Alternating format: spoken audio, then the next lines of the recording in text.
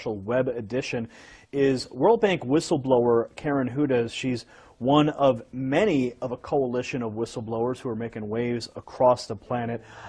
She's joining me now in studio. Karen, welcome to the program. Thanks for having me on, Jerry. Karen, just before we went to air, we were discussing the global corruption, the global syndicate, the bankers.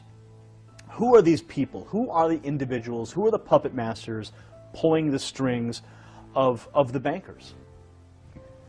Well, because you had mentioned the Jesuits in a previous interview, so I'm intrigued as to know where is the connection to the Jesuit order, as well as through the Vatican and beyond. There's many secret societies in the world. Many people speak of the Illuminati and the Masonic orders, the Order of the Garter, many of these super elite organizations that operate in secrecy. So I know I've named a few already, but if you could help us elaborate on these points, who are the people pulling the strings? Well, do you remember when there were ghettos and you had something called a Judenrat that were the ones that would draw up the lists of the Jews that were going to get exported the next day? Do you remember how that system worked? Well, it was a little before my time, but history would dictate what happened in those ghettos. So elaborate. These were traitors to their people who were helping because they thought they were going to save themselves. That's maybe why they did that, but it doesn't matter what their motives were. They were doing the work against their people. Now, think of this as an elaboration on a larger scale, and what we're dealing with actually is humanity and the elite, the secret societies, the Vatican. They're traitors to humanity, because the one at the very core that's pulling the strings is a different species. They're not the human race. They're called Homo Capensis. They have been on Earth together with humanity for before this ice age. And the reason I know about this is because I was trying to help out a movie producer who couldn't get his movie. It was called The Banksters Made Off with America, Edmund Drille, and he introduced me to his network of whistleblowers.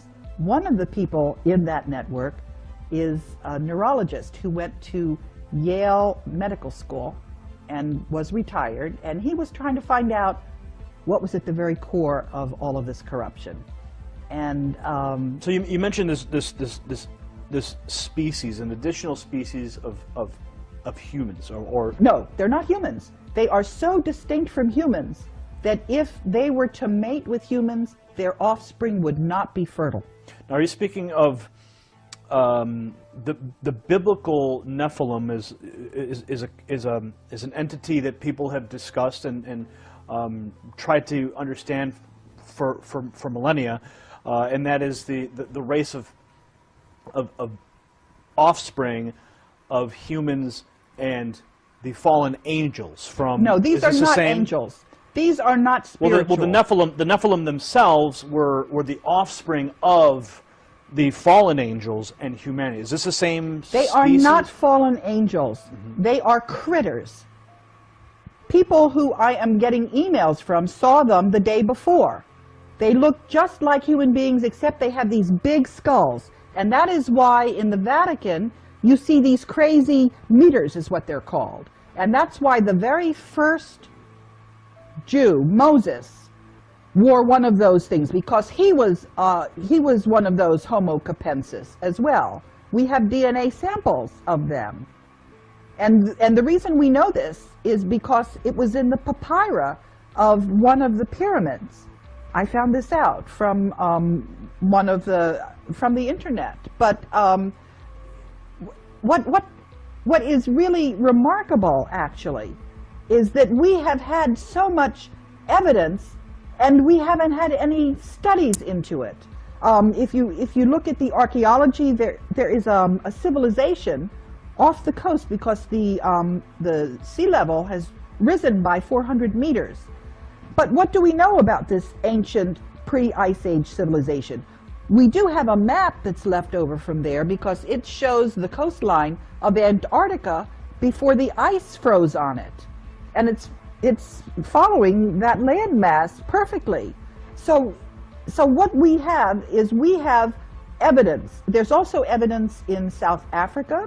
There are a lot of these skulls that you find.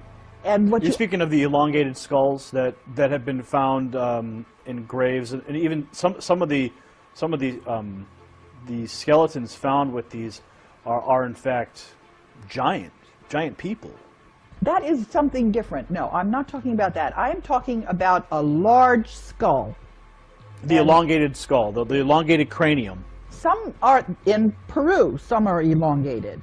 But in other places, they're just round like pumpkins. And the individuals that were seen in Egypt, I've seen drawings of what their skulls looked like. It was just massive, much larger than human being skulls. And also, you know, in a human skull, there's something they call the parietal, where it's in 3 different segments. This critter doesn't have those separations. It's just so you're saying that this specific species of individuals is occupying the Vatican and functioning through the Jesuit order? Yes, but they're also working in the banks in Portugal, because one of the people who saw this, you know, in Saturday Night Live, there was a broadcast of something called the Coneheads. So that's a slang word for them, although my mother refers to them as the boneheads. But they're alive and running around and doing all kinds of mischief. Now, some people might find the information that you're presenting right now to be completely, some people might say it's completely crazy. What do you say to those people who are watching this right now going, I don't believe a word of it? I would say you need to read the articles that Ed Spencer has sent me. You need to look at the skulls in the museums. You need to read the DNA studies. And you need also to think about what kind of motive the human beings might have for being traitors to their species. Why would they do this? Why would we have a banking system where all the money ends up going to the Vatican and people run around starving?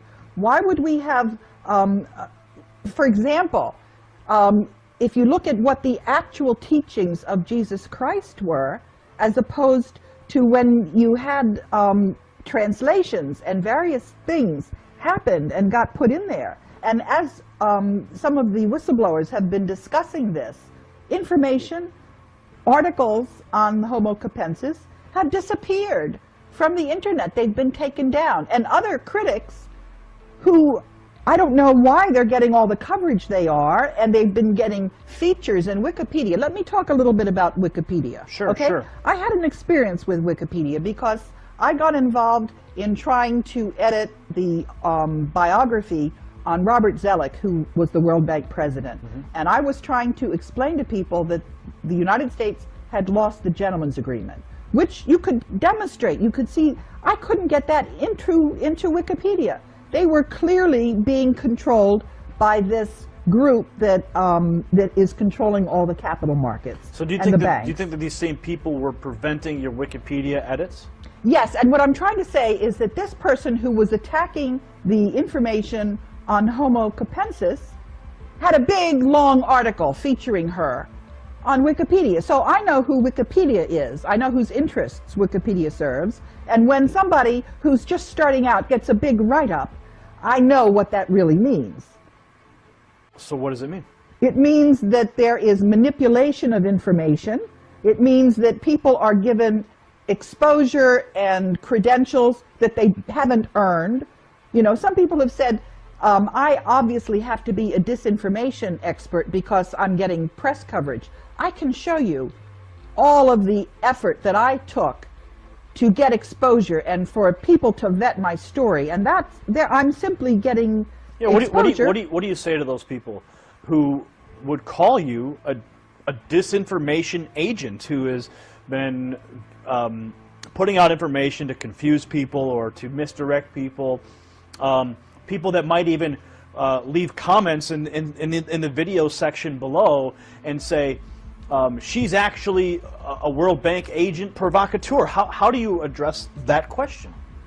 What I say is that if you look at what it is, don't look at me, don't criticize me, look at what I'm saying, see if I have anything to back it up, if I have documentation for it. But one of the other criticisms I get is that I couldn't be alive. If I were for real, I wouldn't have made it this far. And the answer that I have to that is, I say, I have always been working in a team of whistleblowers. If something happened to me, it was just going to blow up what I was trying to uncover, because I was talking about a cover-up of corruption.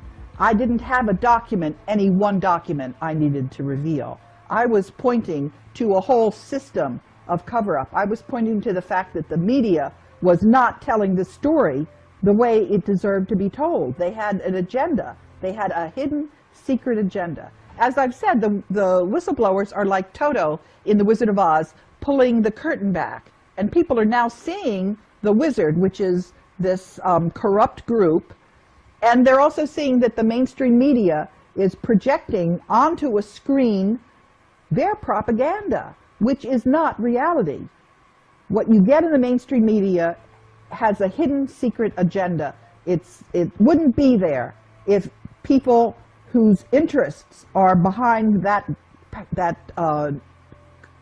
cabal is what they're called. So on the internet now, anyone can publish any documents, anyone can publish any website to establish a historical record. How do we know the information that you've been receiving is actually authentic? I mean, the birth certificate of the President of the United States has been in question for so many years.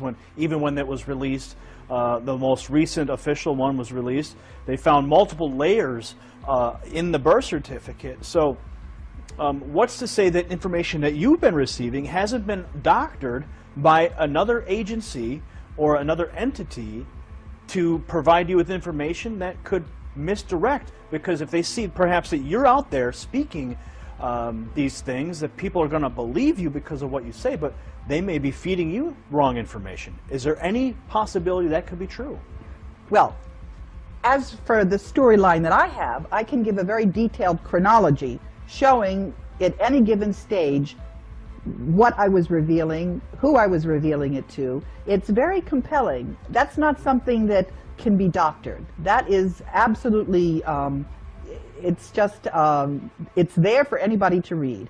And so that's, if anybody is saying, am I for real? Yeah, I'm for real. Now, am I doing a good enough job on the information that I'm getting from other whistleblowers?